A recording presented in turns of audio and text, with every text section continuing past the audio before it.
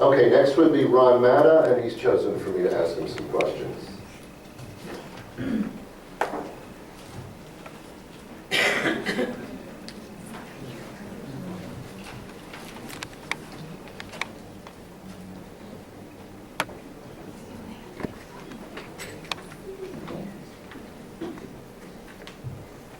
Hi, Ron. Hi, how you doing?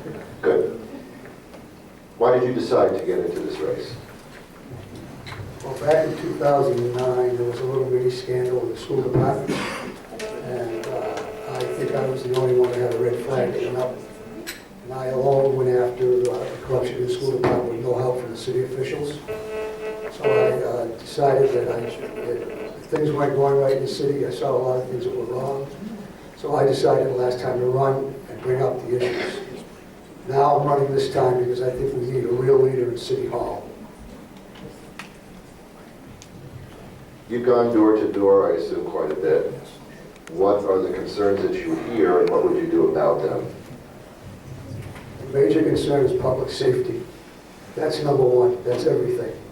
I plan on fully staffing the police department. I believe that I would bring in Chief Gomes and his team, and we will sit down and discuss what has to be done to make the city safe. Because if the city's not safe, nothing else matters. And I believe that's the number one concern. Number two is jobs. We don't have any jobs in the city, so when we make the city safe, then we can sit down with the local businessmen and work out a plan, and we can aggressively pursue businesses to bring them back into Brockton and provide our people with jobs, good paying jobs. We'd like to go after manufacturing. Now, what is your vision of the city? Where do you see it going? What do you want done? Well, first of all, my vision of the city is to be safe, number one. I believe we should have a full audit of all the city finances. I have my 5-point plan right here. Yes, we will have a full audit of the finances, then we'll make a succession plan for John Condon, and then we'll get rid of the stadium and all these bad deals. I think we should give the stadium back to the high school, and we should privatize the Shaw Center. And I see Brockton as a great city, and I believe that we can do better. And I believe that once we get the city safe, and once we get rid of all these bad deals, and we set the city finances straight, that we can make Brockton a great city again. Okay, Ron, financially, you alluded to finances. I assume that you would not have presented the budget as was presented at the time. How would you raise the monies in order to satisfy a budget of this size in the city? Well, first of all, you have to create wealth, and the greatest detriment to wealth creation is over-taxation and over-regulation, which is what is happening in the city of Brockton right now. What we have to do to raise revenues is expand our tax base. We make the city safe, we go out and get businesses, we bring them in, expanding our tax base, we bring people back in, home values go up, and then taxes go up, so we get more revenue that way. The best way to raise revenues, like I said, is to expand the tax base. And right now, with these high tax rates and high water rates, that's not going to happen. I would lower the business and commercial, the business and the residential tax rates to bring businesses in and bring people back into the city of Brockton. I also lower the water rates to make Brockton more competitive.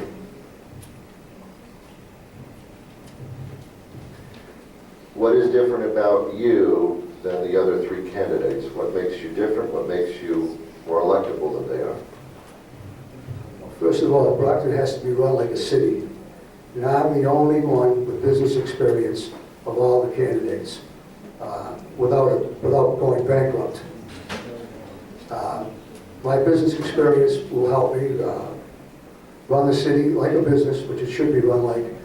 I will only hire the best people, department heads, to help me run the city. I'll hire a city planner to help work with me and businessmen in the area to help develop downtown Brockton. And like I say, I'm the one with most experience, and I've never claimed bankruptcy. I believe that automatically makes someone ineligible. If you have a resume with 3 bankruptcies on it, and you send it to all 500 Fortune companies, I don't believe any of them will hire you. So I believe that that's one of the things is that I've always had run a successful business. I've always paid my taxes, and I've always kept up my payments to the city of Brockton. Not having been on the council, what would be your relationship with the city councilors? Well, we'd have to work together. I believe that we can work together. I believe if we sit down and talk things out, and the city councilors, with the city councilors, I believe that we can straighten this city out. But I can't do it without the city councilors. We need the city councilors to work together. We all have to work together, the city council, the businesses, and the residents. And I see this happening under my administration. Ron, how would you change the image of the city? Do you think that the image has to be changed? Where do you think it is now? How would you make it different? Well, first of all, public safety. If you look at Detroit and Boston, when Romino took over, he put on more police, more firemen, more police, more firemen. In Detroit, they did the exact opposite. Boston went this way, Detroit went that way. So public safety, number one. That's the best way to change the image, is to make it safe. And then you can go out and recruit businesses to come in the city and then expand, like I say, again, expand the tax base and lower the tax rates. What is it about you that you feel the public doesn't know about you yet, that you want to express at this point? Well, they don't know my business experience, number one. They don't know about my vision for the city. I believe I have the best plan going for the city with my 5-point plan to set the finances straight, to fund the police department, and that's about it. I guess people would consider you to be an advocate. Would you title yourself that? Yes, I am an advocate and an activist, and I've been fighting for the people in this city and the businesses. I co-founded Brocktonians for Limited Taxation, and we made our voices heard at City Hall when they wanted to raise the taxes. Last year, we did get them to lower a little bit, so that they didn't go the full 2.5. I also co-founded Brockton, Limited Taxation with Brockton, but I also I'm an activist for the city. I've been fighting for them, the residents. I did this with exposing corruption in the school department, and I've been fighting for the citizens of Brockton. At what point did you decide that you wanted to run for mayor? It's not your first time running for mayor, I understand. Was there a certain incident or a suggestion that you do this? Well, last time I ran the enterprise that the mayor was going to be run unopposed, and I said, no, I don't believe that's acceptable in a city this size. We need to bring out the issues and and let the people know what's going on in the city. So after I exposed the corruption and I didn't get any cooperation from the city officials, I decided that I should run and bring out all the issues that are plaguing the city, like public safety and corruption, stuff like that. Okay, we've got almost about 10 minutes. I'm going to leave you the other 5 just to say whatever you want to get votes and people out you feel about it. It's pretty much your time, Ron, so I'm just going to stop asking questions. Thank you. I've been an advocate for the citizens of Brockton for the last 4 or 5 years. I have been fighting with the city to expose things that are going wrong. I believe that we need new blood in City Hall. I believe I'm the best candidate because of my business experience.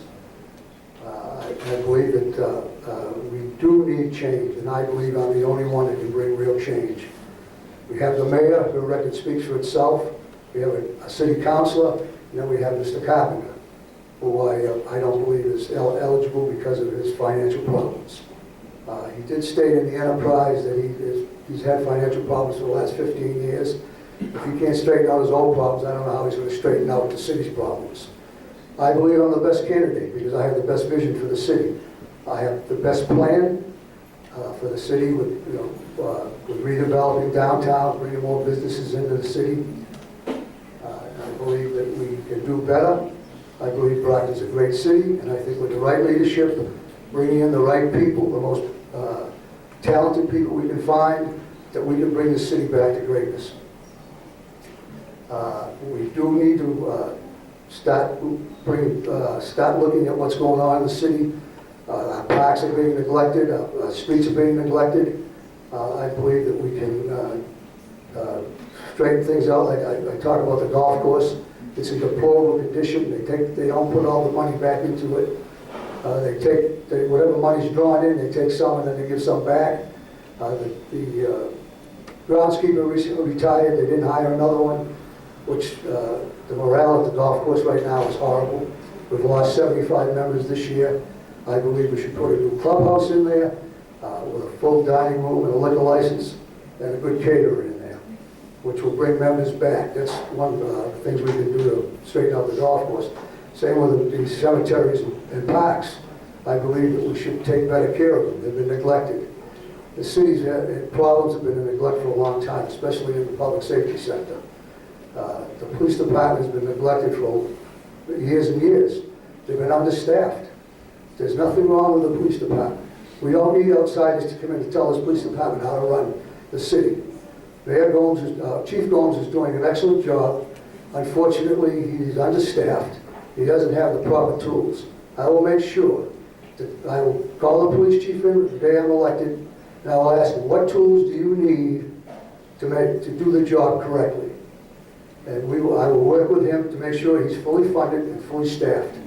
I talked to one police officer in law enforcement, and he told me that if I have 40 more officers, I can put a dent in the crime.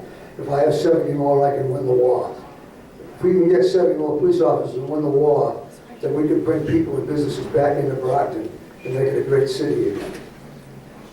That's one of my things. Another thing is I don't believe that we're getting the truth about the city's finances. I believe we should have a full, complete audit of the city's finances and find out where they really stand.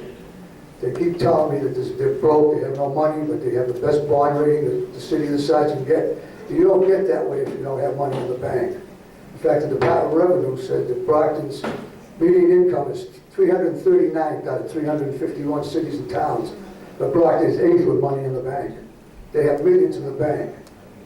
They keep telling me that it's all spoken for, but every year, at the end of the year, that money is there. There's a surplus every year in the budget. So I believe if we start using that money properly and use it for the right things. Our taxes keep going up, but our services don't go up. Taxes have gone up every year for the last 4, 5, 6 years, but our services don't get any better. We don't have a full police department. I don't know what they're doing with the money. They say save $28 million on a health insurance plan, but yet we don't have a full police department. They don't add any more officers, and that's the most important thing. If our city is not safe, we will never get any better than we are right now. As far as the power plant goes, that I believe Mr. Carpenter should give the people the full facts. One of the power plants that he visited had 12 major violations of the Clean Water Act. Another one he went to at the hospital is 1/10 the size of the one that was being proposed for Brockton. Basically, it's run on a couple of AA batteries. The other one he went to down the way with the parent company filed for bankruptcy. Well, Mr. Carpenter didn't tell those people those facts. If the desalinization plant, if we buy that desal plant, it's not going to cost us less money, it's going to cost us more money. They have they're giving them $6.1 million a year. They are losing $1.1 million a year, so it costs $7.1 million a year just to maintain that plant. That they do nothing at all. So, and another reason that they can't market that water is that everybody has to have the same deal. So if you want to buy water from the desal plant, you have to give it $6.1 million a year, and other cities and towns won't do that. Thank you, Ron Matta.